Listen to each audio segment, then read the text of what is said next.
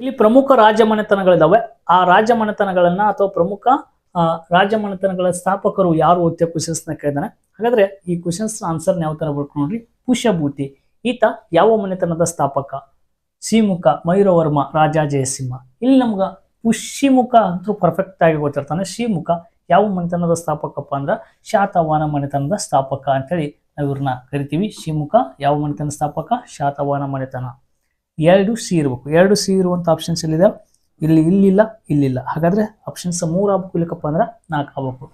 Next Mayura Sharma ನಮ್ಗೆ ಗೊತ್ತಿದೆ, ಅಚ್ಚ ಕನ್ನಡದ ಮೊಟ್ಟ ಮೊದಲ ದೊರೆ ಮಯೂರ ಶರ್ಮ, ಕದಂಬ ಮನೆತನ. 3B ಇರ್ಬೇಕು. 3B ಇರುವಂತ ಆಪ್ಷನ್ಸ್ ಇಲ್ಲಿದೆ.